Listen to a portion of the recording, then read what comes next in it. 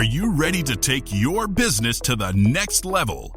Every day there are countless books and articles that are published offering the key on how to make your business a success. It's easy to feel overwhelmed trying to keep up and run your business. That's why Deb Creer created the Business Power Hour. Keep up on the latest trends, best practices, and techniques for how to make your business a success. Let the Business Power Hour do the heavy work for you. Good morning. Good morning. I am Deb Creer, and I am passionate about giving professionals the tools that they need to make themselves and their businesses as successful as possible. And I am so excited today because we're going to be talking with a very successful female entrepreneur. We love those. Yay, right? And we'll be finding out a little bit about how she started her journey, what it's like, and all sorts of things, plus a little bit about her company too. So please join me in welcoming Whitney Isola to our program today. Welcome, Whitney. How are you? Thank you so much, Deb. It's lovely to be here. Cool. Well, actually, I'm going to say congratulations right now because as we record this, you are pregnant. When this airs, you won't be. So, congratulations right. on the baby. We are in the final countdown over here. Yeah, I love it. Thank you so much. Can't wait to hear and see pictures and ooh, yeah. So smooch those little cheeks from afar, right? But let me tell people just a little bit about you and then we'll jump in. So Whitney Isola is a dynamic female entrepreneur, and at Archer Review, she drives growth and innovation in medical and nursing test preparation. Originally trained as a registered dietitian, Whitney's career began with impactful work in community hospitals and award-winning plant-based nutrition programs. Her entrepreneurial spirit led her to co-found a supportive care platform for oncology patients, which would, of course, be near and dear to my heart, which she successfully later sold. She now leverages her experience to help Archer Review expand its offerings and maintain high standards in a rapidly growing industry. So again, Whitney, welcome. Thank you so much. What a kind intro. I love it. Well, I always want to know more about how my guests got to where they are today. So tell us a little bit more about your journey. Sure. So I started in nutrition. I always had a passion for healthcare and just through schooling and whatnot, kind of honed in on a career in nutrition. And so I went and became a registered dietitian and had a fairly typical career trajectory in the sense that I started in a community hospital setting. When I was there, I worked in the ICU and rounded with physicians that owned a medical practice right next to the hospital. And so I noticed that they didn't have nutrition services as part of their multidisciplinary medical practice. So I wrote them a letter with my resume saying that they should add nutrition services. So, in hindsight, that was kind of like the very first little degree of me advocating for building something completely new. I love it.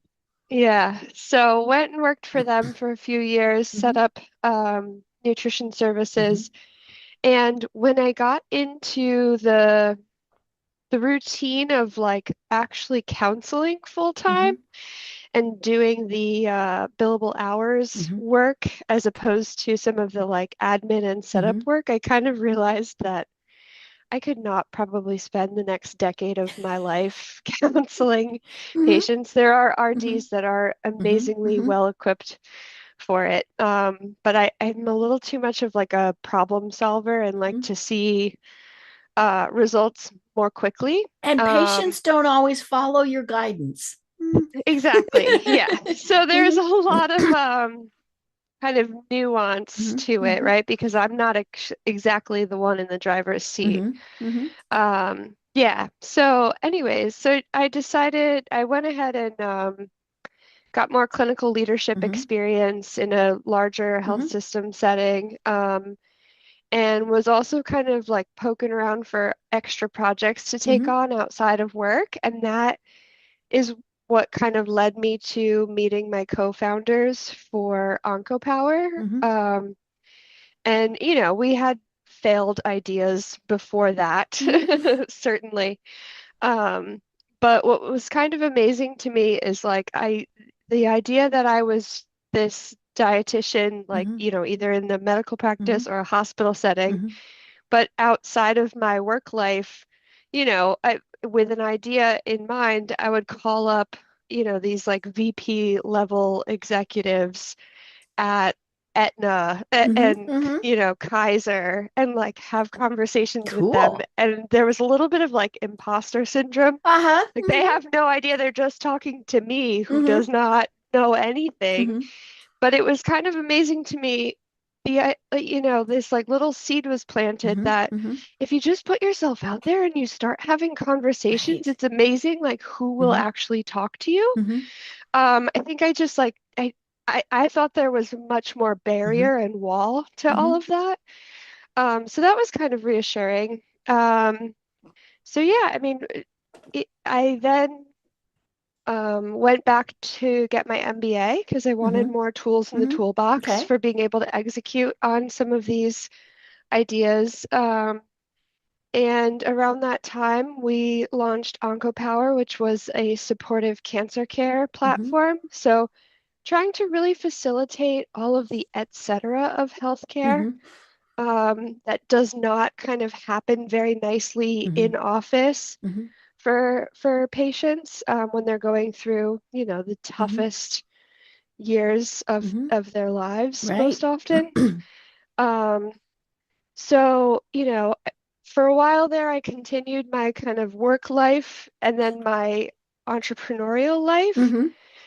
Looking back, a part of me is like, I don't know how I maintained both of those for so long.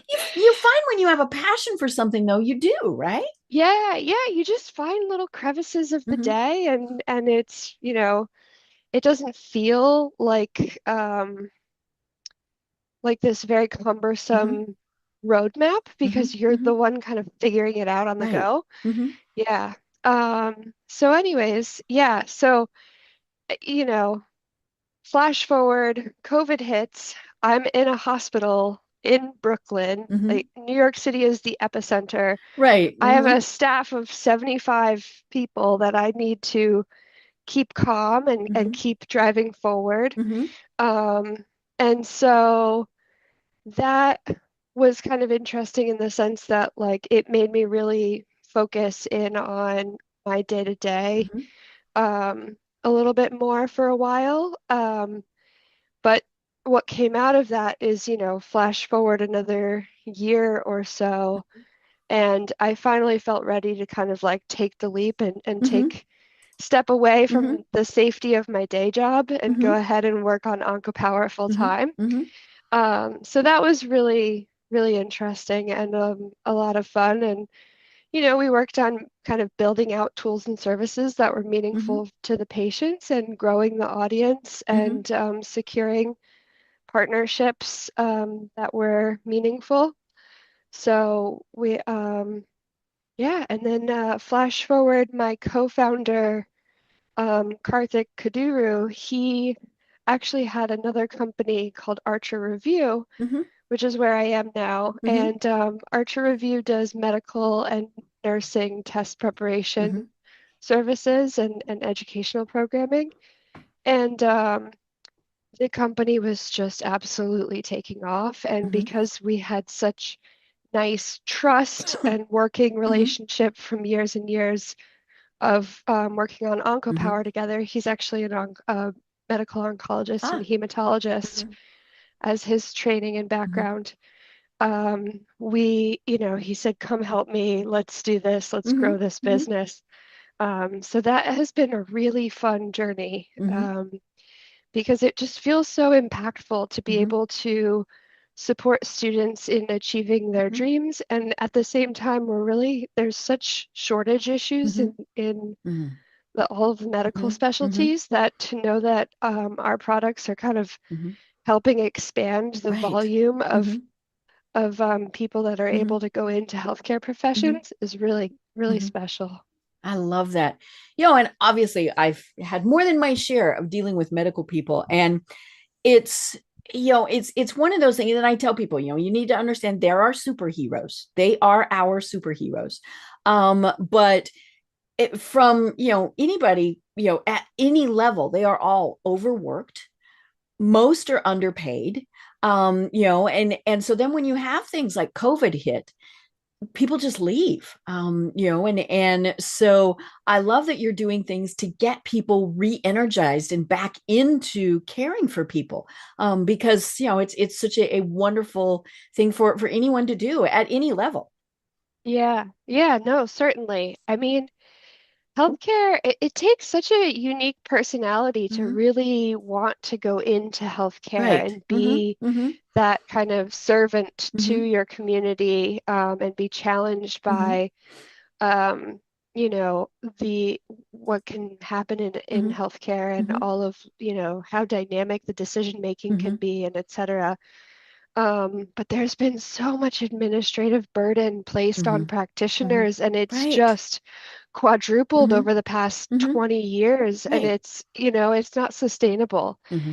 Um, and unfortunately, a lot of medical education areas kind of have this old school mentality of like, I had it worse, Hmm. and Hmm. so We all there's do. like, I went to school going uphill 5 miles in the snow, right? Yeah. yeah, yeah. And so, we really we try to really build a lot of our, Hmm. support and Hmm. materials and stuff of the ethos of like, Hmm. we want to build up Hmm. practitioners to Hmm. love what they're doing Hmm. every day and to Hmm. really, you know, be able to Hmm. sort of work from the Hmm. heart. And so, I think that that makes a real Hmm. difference when from the get-go, students Right. feel Hmm. incredibly Hmm. supported along the Hmm. journey, as opposed to this like, well, if you don't have it, you don't have it, Yeah. like, Just churn them out. Hmm. yeah, Yeah. yeah, I remember one of the times when I was in the hospital, the charge nurse was hanging out in my room. We got along. She liked it, so she'd come and hang out in my room, and we were talking about some of her staff. And I was in the hospital at one point for over 7 weeks, so I got to know everybody. right. So she was kind of wanting my feedback on what I thought about some of her staff. And so, I was honest, and because I knew that was what she wanted. And, at one point Hmm. she told me, she said, there are people who do this because it is their passion, and there are people who do it because it's a job. And I said, you can always tell, and I mean, like I had one, it really was, you could just really feel if they had empathy, if they didn't. Now, I mean, Yeah, everybody, especially in healthcare, they're going to have bad days. They're going to right, have bad weeks, bad months, bad years, right? And so just because they're a little cranky doesn't mean that, that maybe their favorite patient died or whatever. But you could, more than anything, I could tell, oh yeah, the ones who were just here because it was a job. And yeah, and I also knew they wouldn't last. And right, those right, who it was a passion for were going to be there until they couldn't be there any longer. right. Yeah, no, it's so true. you know and You are able to assess that pretty Mhm. quickly. Right. Oh yeah. Yeah, And really it was at every level. The people who cleaned the rooms, they knew that they were making a big difference in somebody's life, right? yeah, And for some yeah, of them, it was, I'm emptying the trash can. For others, it's, oh my gosh, you dropped something. Can I help you? And whatever it was, yeah. but yeah, I mean, there's such a burden, because especially like on physicians when they're told by the insurance companies, we're going off on a tangent here. Sorry. Yeah. You see X number Let's of do it. patients in an hour, Yeah. and then they get me, who's chatty Cathy, right, who totally screws up their schedule. But it is something that anything that can be done to help that along the way is wonderful. And so that's what I love about what you do. Thank you. Yeah, no, I appreciate that. So tell us a little bit more. I'm sure we have some folks who are listening who are considering a career in the medical field. What does Archer Review provide? So we provide board exam preparation for the NCLEX, which Mm-hmm. is the core nursing board to become an Okay. RN. Mm-hmm. We also have pre-nursing products. So some of those like screener tests, for example, the TEAS exams, Mm-hmm. to be able to get into nursing Mm-hmm. school. We have a nurse practitioner offering. We're launching continuing education in Ooh. 2025. Mm-hmm. Um, and, so we really want to be there to support along the continuum um, of, Mm-hmm. of opportunities for nursing and Mm-hmm. medical. We have USMLE programming, Mm-hmm. which is the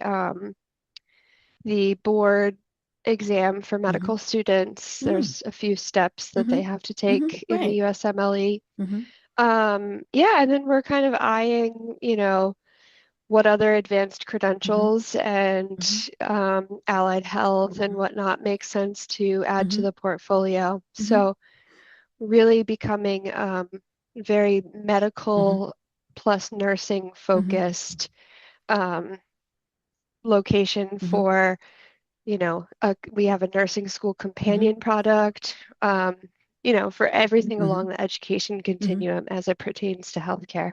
I love it.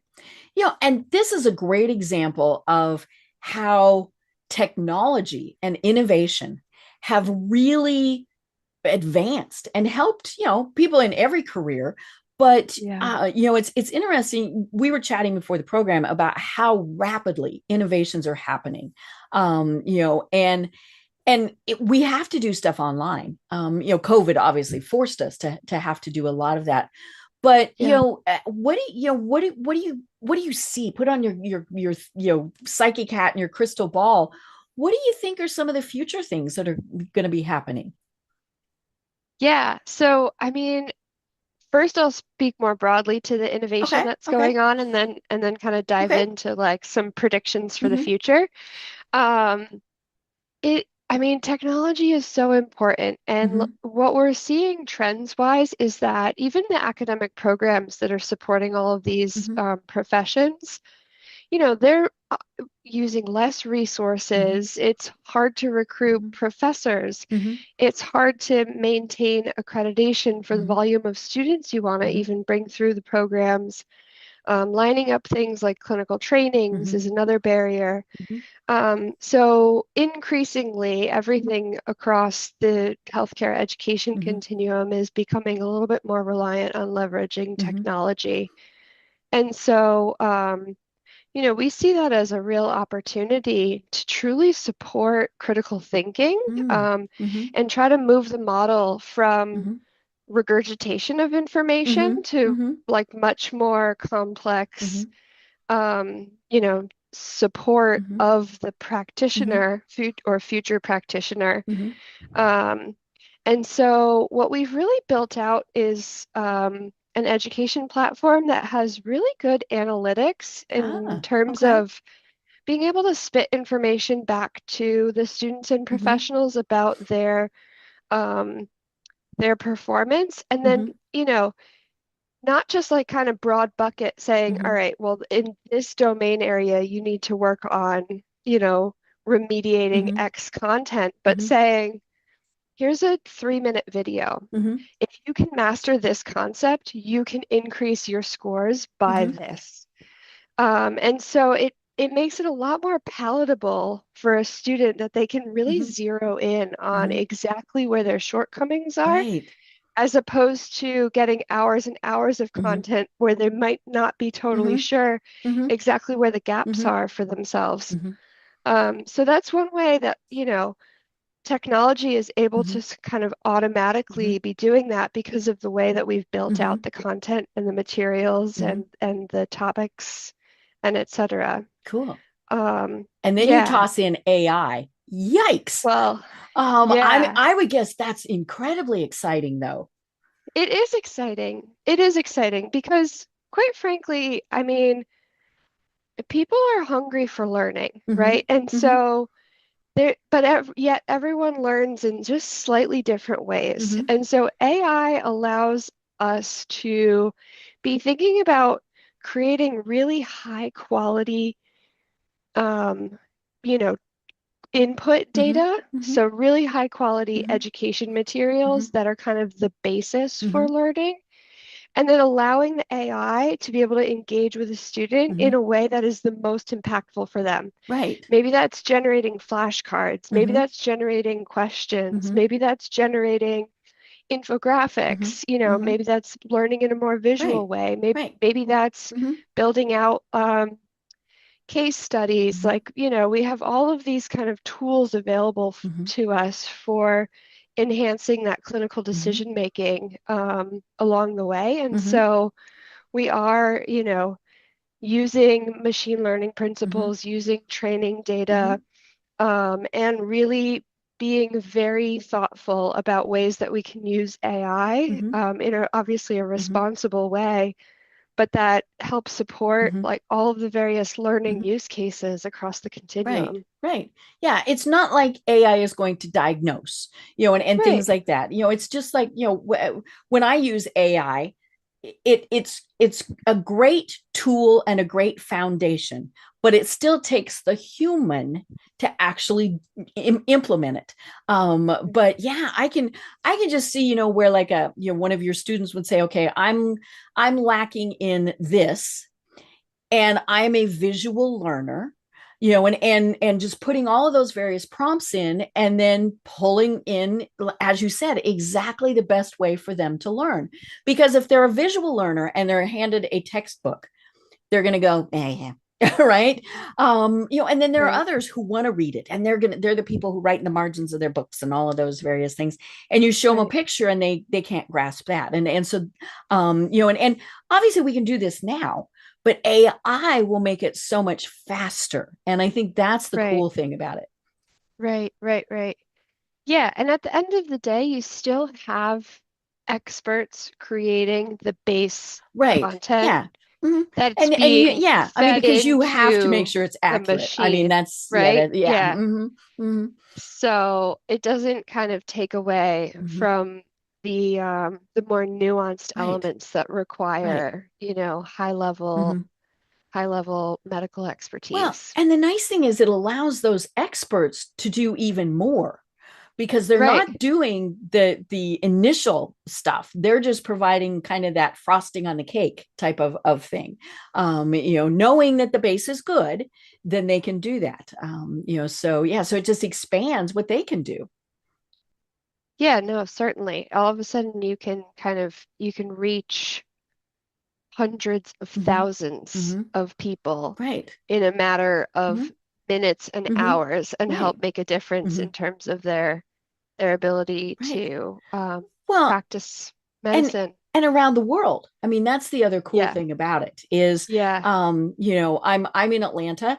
Obviously, we have Emory that is here, one of the most yeah, preeminent medical schools. But not everybody can go to Emory, and right. it really is just kind of one of those things where, technology, like we've been saying, technology is just going to enhance everything that we're able to do. Yep, absolutely. Yeah, no, I mean, we see tremendous engagement from around the globe Hmm. with our programming. Hmm. Even though we're obviously everything is kind of written to a US Hmm. Right. Hmm. level because Hmm. those boards that Hmm. are, Hmm. in Hmm. English and Hmm. administered Hmm. by boards that are here in the US, you can take the tests internationally. I'm not saying Hmm. that you can't, but you know, we teach to that Hmm. level, but we Hmm. see tremendous engagement around the Right. globe, and it's Hmm. very cool to see that this is kind of helping to uplift Hmm. people's abilities Hmm. to, provide for their family Right. and Hmm. yeah, Right. Well, and as you said, to have those opportunities that maybe they couldn't have had before, because yeah, they lived in a rural area, or, right, obviously they still have to go to school. They have to do all of that part, but right. just the so many had a barrier to even getting there, that, this is absolutely phenomenal. Yeah, yeah, no, it's definitely. We get some really incredible testimonials for ways that, passing the boards, Hmm. Hmm. changed their lives. And so, I mean, it's just so special. Hmm. Hmm. So, one of the things, and I mean, talking more tech, I mean, things like virtual office visits, those are, clearly something that is, because of COVID, right? Everybody got used to that. But the nuances to those are incredible because you see somebody from, mid chest up, Right, and the practitioner only gets as much as that person tells them. right. And I remember, my kidney doctor, I was having to have virtual office visits with her, and so I had to hold my camera over like my feet and my ankles because she needed to see if they were swelling. And I'm like, okay, now which button do I push to make the camera go this way? I mean, all, and then and Right, all of those right, things. right. um but again, it allows for, people everywhere to have this. I have, it's my, I guess it'd be my second cousin, right? It's my mom's cousins, or whatever they are. They're in their 80s, and they've been RV people for the last 5 years. So all of their office visits are virtual.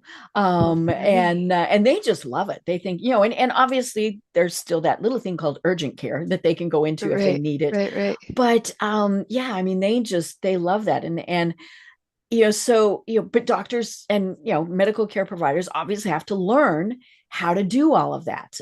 So, maybe that's part of the continuing ed, all of those various things. Right, right. There's also a lot of innovation that happened, particularly around COVID. It's funny, Mm-hmm. there's like a little drop off Mm-hmm. now as Right. people were We go back to very normal. comfortable with the tech forward for a Mm-hmm. little bit, and Mm-hmm. then they were like, "Well, I really do like just going into the Yeah. office." Mm-hmm. But there's a lot of innovation in remote patient monitoring Mm-hmm. and devices and Mm-hmm. device Mm-hmm. management, and I think the cool thing is that there was a lot of innovation in the direction of like making sure that these devices were very simple. Mm-hmm. Right. Even something like a weighing scale, Mm-hmm. to your point, like that Mm-hmm. can make a huge difference for a Mm-hmm. congestive heart failure Mm-hmm. patient or a Mm-hmm. kidney disease Mm-hmm. patient where, you know, d Mm-hmm. taking daily weights and Right. reporting that back Mm-hmm. to your care team can be Mm-hmm. really critical. Mm-hmm. And so, being able to have that data get sent back to the Mm-hmm. provider, no Mm-hmm. matter what access to Mm-hmm. Wi-Fi somebody has, like Mm-hmm. there's a lot of nice Mm-hmm. flexibility in all of those Mm-hmm. technologies now. I still think that they're grossly underutilized in Mm-hmm. terms of how they could be Right. provisioned. Mm-hmm. And the reimbursement cycles have, kind of taken a while to catch Mm-hmm. up, which Mm-hmm. I think Mm-hmm. also has to do, Mm-hmm. kind of Mm-hmm. impacts what the adoption Mm-hmm. was Right. 5 years Right. ago. Mm-hmm. But yeah, no, there's certainly a lot of very Mm-hmm. cool technology Right. that is very simple and you Mm-hmm. can use right in your Mm-hmm. own home, Mm-hmm. but that Right. communicates with your care Mm-hmm. team in a Right. meaningful way. Oh yeah. I mean, when you can do an EKG with your phone, now obviously it's a basic, Right, but it's right, going to say right. danger, danger, right? Or the wearables, all of those Oh, various yeah, things. that's true. But yeah, I have a friend who her husband has a pacemaker. And she said, they were sitting there watching TV one night. She's, they're just watching TV. It's not like she's watching him, she's just, Right, right, and she said, and the phone rings and she's, answers the phone. It's his doctor's office. And his pacemaker had triggered a couple of times. And, right. and the doctor's office was like, okay, we got a problem. And she said, yeah. And he was so used to it that he didn't even really pay attention. Interesting. But yeah, it was, and she said, Yeah, so off we go. Yeah, I yeah. mean, it's just incredible what can be done. And of course, obviously, a lot of it is patient education, right? Right. A wearable has got to be worn Yeah. in the right way, Right, and right. even just taking your blood pressure and doing all of Yep. that stuff. You have to know how to do it, and but it is things are definitely getting better. And I think probably a big part of that is, let's just be honest, the demographic is, the I older know. people who aren't so tech savvy are the ones that need it. Yeah, but we're also losing them, Mm, And the younger, yeah. really tech savvy ones are like, can't I just do this on my phone? What do you mean I have to come in? Right, right, right, right. But yeah, so I love that. But I think it's also a great time to be a woman in all of this. So tell us a little bit more about that because you've been involved now in two very successful companies. What is it like to be a woman, leader in the healthcare field? Ooh, interesting question. Yeah. I mean, so my background as a registered Mhm. dietitian, I mean, look at the demographic Mhm. distribution there, Right. right? Women, That women, industry women, is women, women, women. exactly exactly. However, healthcare more broadly, Mhm. not necessarily. So it's interesting. I mean, I have to say I've been very fortunate to have some very good mentors, Mhm. and kind of leaders over Mhm. the course of Mhm. my career that were Mhm. respectful and that kind of helped Mhm. to lift me up. Mhm.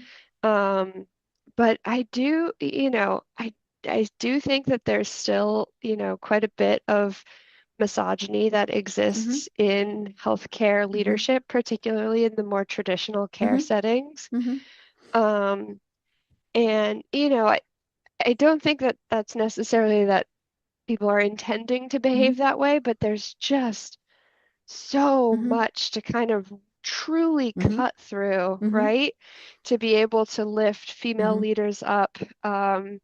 You make a suggestion on a Mhm. project and it kind of flies under the radar, and Mhm. then somebody else says the same idea, Mhm. and it's like, oh, cool, that's Right. And that such a great somebody else idea. happened to be a male. Yeah, Mhm. yeah, yeah. And Mhm. you're like, oh my God, did they not hear He this 10 stole my minutes ago? idea. Mhm. Yeah.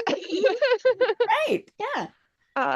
Yeah. So, yeah, I don't know. I have some mixed feelings on Mhm. it because I think that women do a really incredible job Mhm. at being able to sort of leverage soft skills and Mhm. relationships in a way Mhm. that male leaders, Mhm. it just doesn't, it may not come as Mhm. naturally. Mhm.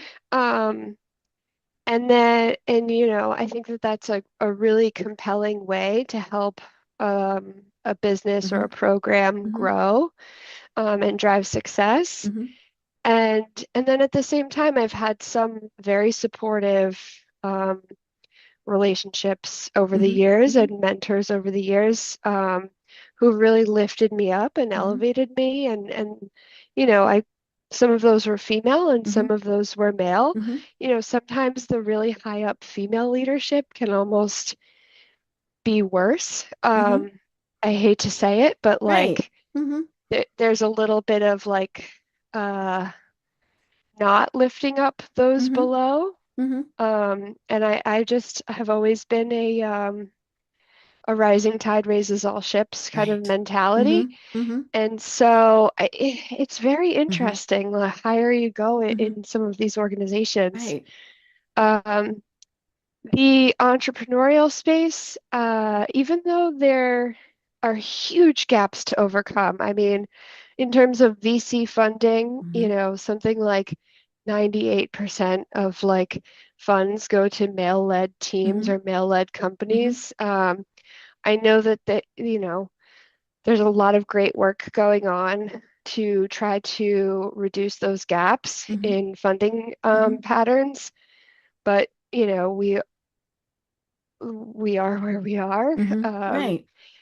and in some ways, I've ironically actually found the entrepreneurial community more supportive of women because I Mhm. think that there's a real energy Mhm. around, um, hearing from every type Mhm. of decision Mhm. maker and Mhm. every type of background. Right. And so I would almost say that some of the like female leadership stuff I actually found to be tougher when I was in the Hmm. health system setting as Interesting. opposed to Mhm. being in the Mhm. entrepreneurial setting. And maybe some of that was because like I kind of carved my own path, and Mhm. so it was more on my terms. Mhm. Mhm. Um, with anything with my own companies, Mhm. but yeah. Yeah, it's and some of it we just don't know. I mean, like, you mentioned 98% VC. Well, so obviously, but what is the problem? Are women just not applying? Are women not applying the correct way? I mean, all sorts of things, as to what it is. And I don't want to get political, but I think, the next couple years are going to be interesting, because I think, some of the DEI initiatives, I mean, there's already been, a lot of talk about that. And I'm one of these firm believers that, the best need to be getting whatever it is, so, the best job, the Yeah. best whatever, but Yeah. we need to make it so everybody has the equal opportunity to be the best. Yep. Is kind of the philosophy on that. And so, yeah, it'll be interesting to see. I tend to be a little bit more Pollyanna and I think it's going to work out. Right. But yeah,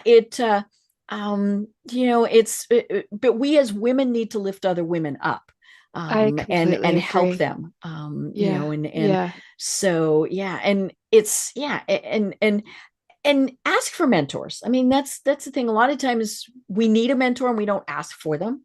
Right. And I mean, I have several women in my life who are incredibly intelligent business women who I trust implicitly. 5 years ago, I probably wouldn't have asked them. Right. And Right. so, but yeah, it's, what can we do to raise other women up? And and especially in healthcare. I mean, it's funny because I was thinking, okay, obviously nursing is still pretty dominated from a female perspective. And But I mean, I have 7 doctors and 4 are women. And so, but the men are also very empathic. And I think that's the thing is, everybody has to embrace both of that, kind of Mhm. like you've Right. done. There's the empathy side and the business side, and all of those things. And it's okay to combine feminine and masculine in order to Right. be the best. Right. Yeah, early on, I got some advice that I thought was kind of interesting about framing mentorship Mhm. as like look for the sponsors in your Ah, organization. mhm. So instead of, this kind of um, relationship in Mhm. which you're seeking advice and support and Mhm. maybe much more one-on-one Mhm. time or energy or Mhm. Mhm. consultative advice, Mhm. um, look for the people in your organization who are one rung kind of away from you Okay. that can help point to you Mhm. as a high quality person to Oh, I be like on that. X project. Okay. Okay. So maybe they're not somebody that you kind of need Mhm. month in, month out for Mhm. advice or Mhm. support, but like how do you build out this kind of Mhm. web of sponsor Mm. relationships across your Mm. organization such that when Mhm. something comes up, people Mhm. across these 4 or 5 Mhm. different departments are, Mhm. are saying, "Oh, I Mhm. want to work with Whitney on that." Mhm. Or like I've Mhm. heard, I've seen that she's done X with Mhm. Y Mhm. project, and like I think that those skills could be Mhm. valuable here. Mhm. So that that has always kind of like stuck in the back of my I like mind that. because Mhm. yeah, like it's kind of I don't want to say that it's like, in any way, shape, or form like using people, but it Mhm. is kind of an approach to Mhm. networking Mhm. that helps you kind of frame like how Mhm. you impact Mhm. projects Mhm. or programs or Right. teams, and think about like the ways that you can kind of build your influence Mhm. over Mhm. time, by having people Mhm. across the organization Mhm. point to you, Mhm. Right. which I thought was like Mhm. very interesting Mhm. I advice. like So, that. Well, that's kind of the diverse, you're getting back to the diversity question. You're getting a diverse set of connections, people, right, team right, members. yeah, Yeah. Yeah. yeah. Yeah, it is very interesting. And so I mentioned that my program is on C-suite network, and one of the biggest tenets of being part of C-suite network is reciprocity. It's Yeah, not just a one-way street, and I think we get right, caught up in that. What can you do for me, as right, opposed to, and what can I do for you? right, right. And it's not a scale. We shouldn't be keeping track. All of those various things. It's just, but I Well, do believe what goes around comes around. yeah, I completely agree. And to your point earlier, sometimes you get afraid to ask if you feel Mm-hmm. like you can't, Right. like maybe Mm-hmm. somebody is higher Mm-hmm. up Mm-hmm. level than Right. you What and could you I feel ever like do you for them? can't. Yeah, Mm-hmm. exactly. So, yeah, no, it's so important to Mm-hmm. kind of have those Mm-hmm. conversations and to start even in tiny, tiny ways, like Mm-hmm. advocating for Mm-hmm. yourself, and showing off some Mm-hmm. of those leadership Mm-hmm. skills. Right. I love it. And a big part of that is, how do we build teams? And I know that's something Yeah. that's very important to you. So tell us more about that, because, Yeah. that is just, well, obviously it's a huge challenge. Yeah, no, certainly. I mean, yeah, so I mean that's been actually a lot of like the first year or so of work that I kind of did at Hmm. Archer Review Hmm. was taking a lot of time to really evaluate Hmm. the team and people's skill Hmm. sets and right person, right seat Hmm. mentality. Hmm. Because, sometimes you have people that are highly talented, Hmm. but maybe they're not in the right role. Hmm. Um, and so, yeah, I mean, I tend to really want to support the individual, Hmm. not in a micromanaging way, Right. but like give them the tools to Hmm. go ahead and Hmm. execute and maybe like show them Hmm. how that might Hmm. happen once or twice for training Hmm. wheels.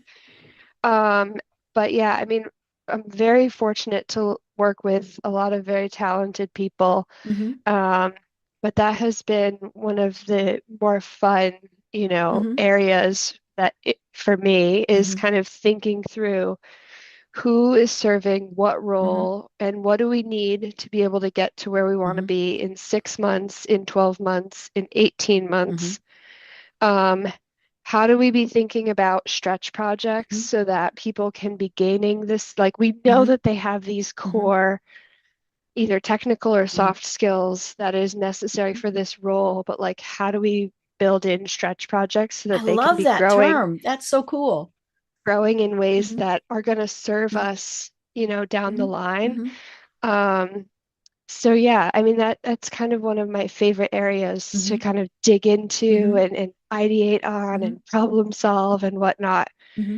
Um, Right. so yeah, Yeah, it's very much a puzzle, right? What piece is good? And I think that's another thing that came out of COVID was, a lot of people realized, okay, that wasn't, they had a, they liked doing that, or, all these various things. And, and it was, I think we had to find different ways to provide support. And I think that was something, and of course the managers obviously, had to figure out, okay, I need people to do this when they're not in the office. right. I laugh that, the micromanagers of the world, we don't have anymore because their little heads exploded. And I mean, and we saw it, right, with companies that said, okay, yeah, you're working from home, but we're going to put a program on your computer that counts your keystrokes. And then Right, they'd have right. their 3-year-old sit there and bang on it, right? That's funny.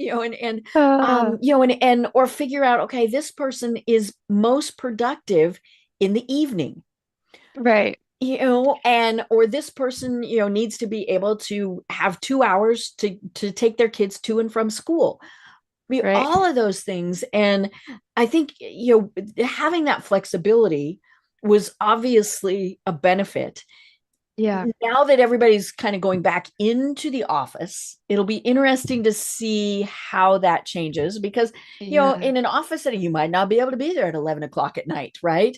Or Right. take off and get your kids to soccer practice. But I Right. think we did learn I mean, flexibility was key. yeah, we have a fully remote Hmm. workforce. Hmm. And there are so many great tools for Right. Hmm. asynchronous work Hmm. these Hmm. days. We still like to try to Hmm. drive a culture Hmm. of Hmm. business hours Right. just because that's the most fair thing to every Right. team Hmm. member. Hmm. That doesn't mean that we say you have to clock in, clock Hmm. out, Hmm. but like in terms of like a culture of Hmm. scheduling meetings and Hmm. things like that. Um, but yeah, no, it's I don't know, it's a lot of fun and I Hmm. mean everyone benefits from the Hmm. flexibility, Hmm. like the present company included. There are days that I have to run Hmm. to the doctor Hmm. or go Hmm. get my son Hmm. because, and it's And now we like, have the new baby. yeah, yeah. And to Mhm. be able to like check Mhm. in on Mhm. things later in the Mhm. evening, like that's Mhm. really nice. Right, right. So, yeah, I think the biggest complaint that people have had is they miss that kind of interpersonal connections, yeah, right? The standing at the coffee maker and saying, "What are you having for yeah, Thanksgiving?" I yeah, was talking with someone who they do weekly meetings, and yeah, they're mandatory. They said everybody keeps their own hours, but we do have a mandatory meeting. And they said, yeah, but more importantly, the first 10 minutes are absolutely mandatory. You do not beg off of that. And that's the yeah, chit chat time. yeah, And they yeah, said that is just, and they discovered that really did help with people, because when we're on Zoom, we're looking at what's their picture. We might see the dog right, go past. right, I mean, right, all those right. things. But it is the little connecting points that just kind Yeah, of make us like it is more that culture makes us feel like that team. yeah, yeah. We have We have a happy hour twice a month I where love it. Hmm. everyone kind of joins on a Hmm. Friday, Hmm. and we always ask like a goofy question Hmm. up front, Hmm. uh, I don't know, like what's one hobby you wish you could, had, or Hmm. there's Hmm. stuff like that. Hmm. And like it really helps to get to know Hmm. people that Right. like these goofy Hmm. little things, and then Hmm. we play a game, and Hmm. it's like being fully remote, Hmm. stuff like that really does make a Hmm. difference Hmm. over time, Hmm. in terms of like getting to know Hmm. your peers in the way that Hmm. you would in a work Hmm. setting, Hmm. the same way. Hmm. Right. So, Yeah. yeah, And it's funny because people they initially scoff at that, right? right, But right, it's been around forever. In my day, we had right. water cooler conversations. I don't even know if they have water, but to me, it's the coffee pot now, right? But Yeah, yeah, and it was just those little things where you asked, what movie did you go to? Hey, how yeah, about I'm a University of Colorado fan, and how about our Buffs? I mean, all those little right, things right. really just kind of help solidify the relationships. Yeah, absolutely. I know. It's more fun to work with people when you have like a little Hmm. teeny sense of Hmm. who they are. Right. Hmm. Yeah, Yeah. yeah, Well, and then that helps with kind of that mentorship and sponsorship and things, because then you discover, okay, this person yeah, likes to cook. So maybe, I can figure out a way to work with them and in a way that brings both of those together, cooking and yeah. business or whatever. um Yeah, no, it's true. I mean, one kind of like anecdote that jumps out to me is like when I was in the health system setting, I used to take the subway. I was working in Brooklyn and in Manhattan, mhm, living in Manhattan, and mhm. I would take the subway like and very often catch the CFO of the Mhm. organization. Like we would just like Interesting. happen Hmm. to be in the Hmm. same car. Hmm. And so like just to get to know like, you know, that he would obsessively check Mm-hmm. his stocks every day and Mm-hmm. like tease him Mm-hmm. about that Mm-hmm. and like those types of Mm-hmm. things, like, how old his kids Mm-hmm. were and what Mm-hmm. they were up to. And, it's like that helps build Mm-hmm. trust and Right. kind of, Right. And if he's maybe putting together a team for something, he's going to remember right, you. right, exactly. So yeah, no, it's true. Kind of Mm-hmm. being able to kind of speak to some of Mm-hmm. those little Mm-hmm. details in people's lives is really Right. important. Mm-hmm. Yeah.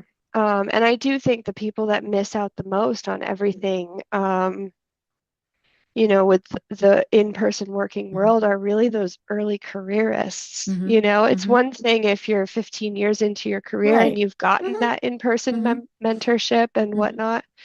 But nothing replaces Mm-hmm. it those early Mm-hmm. years. Like, Right. the flexibility is Mm-hmm. nice, but I don't know. I Mm-hmm. almost am a believer in the idea of really like committing to doing, Mm-hmm. workforce, Mm-hmm. Mm-hmm. um, more traditional Mm-hmm. workforce work early because Mm-hmm. I think that Right. the people need it. Mm-hmm. Mm-hmm. Right.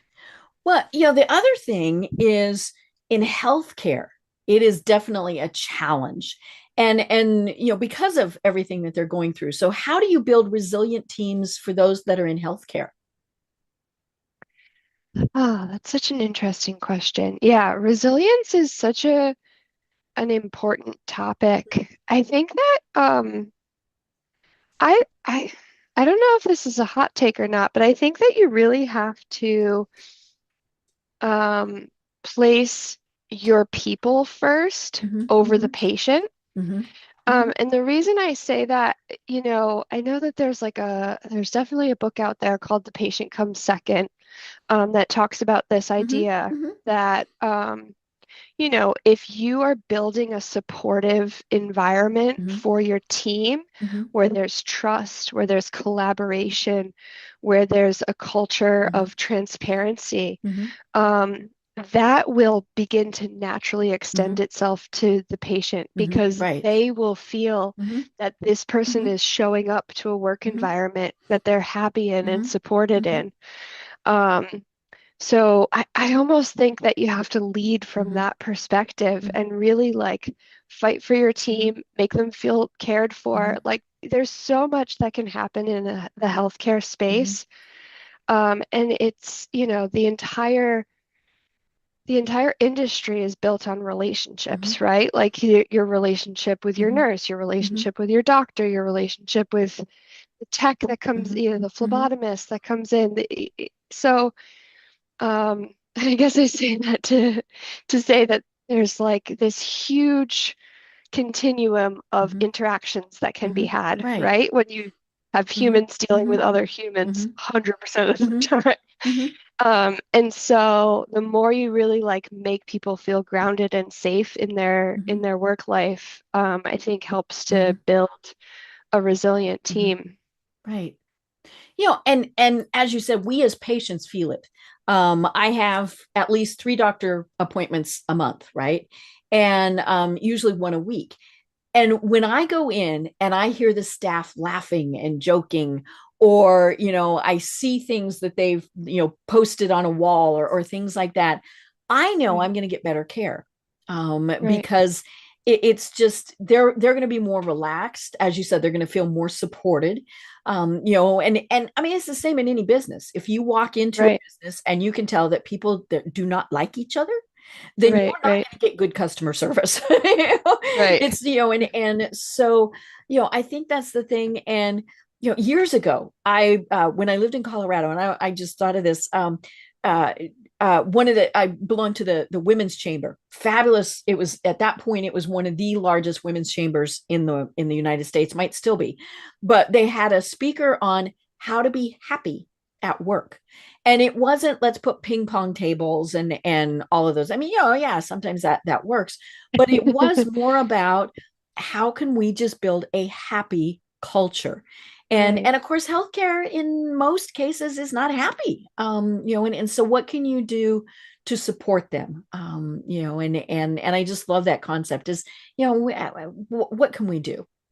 Yeah. Yeah, no, absolutely.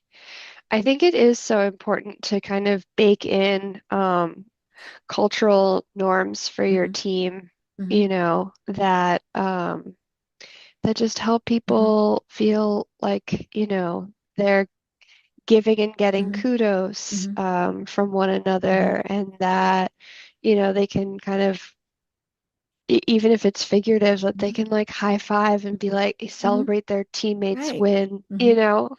I think all of those little things Hmm. really do add up Hmm. for people, Hmm. and help everyone Hmm. get everyone rowing in the same Hmm. direction. Right.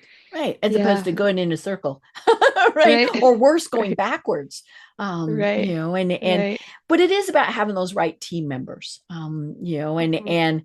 And I think that's one of the challenges that leadership has is they've got to be continually reviewing that. Do you Yeah, have a person that's causing issues? And if so, why? right, Are they just unhappy in their job? Well, do you want to keep them and put them in a different job? You mentioned that. Are they just so disruptive that they need to go, even if the right. work they do is good? And I think that ends up being the sticking point. It's like, well, we have to have Bob. He's our best salesperson. Well, but Bob is a nasty SOB, right?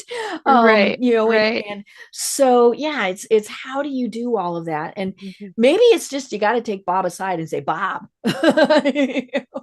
Yeah, I mean, I'm a believer that you do have to kind of have the direct Hmm. communication with somebody Hmm. in private, Hmm. right? Hmm. Not like, Right. Don't call Bob out in front of the praise whole in sales public. team. Yeah, praise in public, Hmm. scold Hmm. in private, Right. so to speak. Hmm. Um, and give them an Hmm. opportunity to correct and change Hmm. the Hmm. behavior. But yeah, Right. I mean, listen, we've had people that were just not the right Hmm. fit. Like Hmm.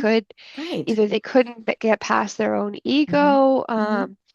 I have to say we're very cautious about hiring Hmm. full-timers. Hmm. So thankfully, this is not really a commentary Hmm. on our core team. Hmm. Hmm. But from a contractor Hmm. perspective, kind of running a certain part of the workforce or testing out new Hmm. people in that capacity Hmm. has actually served us really well, and Hmm.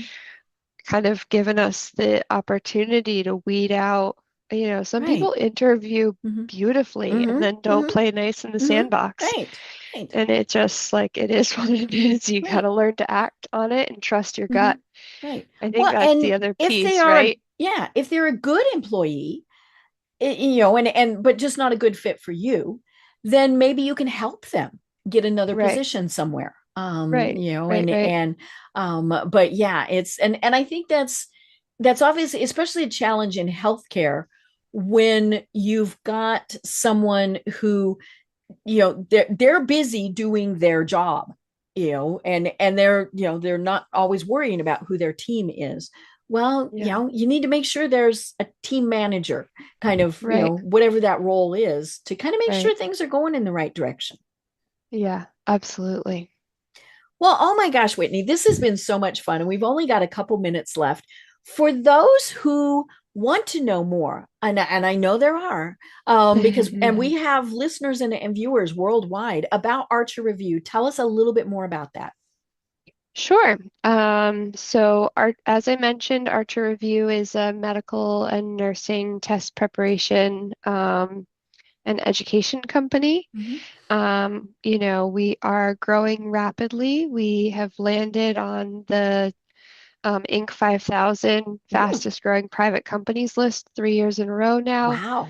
The Deloitte Technology Fast 500 2 years in a row, and gotten some other very nice awards along the way. Mm-hmm.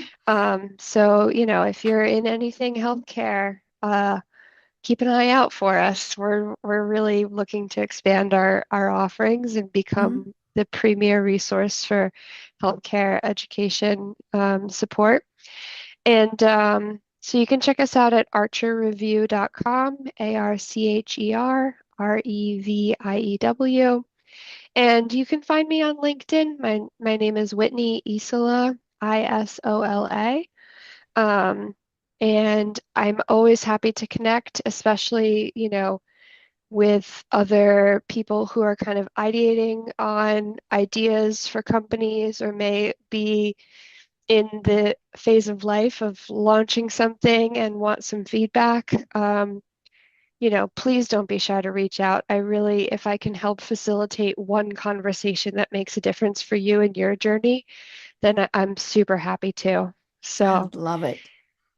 I yeah, love it. I thank you, love it. Deb, for this. This was so much fun. This has been such a fun discussion, and I look forward to continuing discussions with you. I think we'll have other ways that we can connect, and maybe even have you on the Yeah, program again. let's Who do knows? it. But until then, do you have any final thoughts that you want to leave everyone with?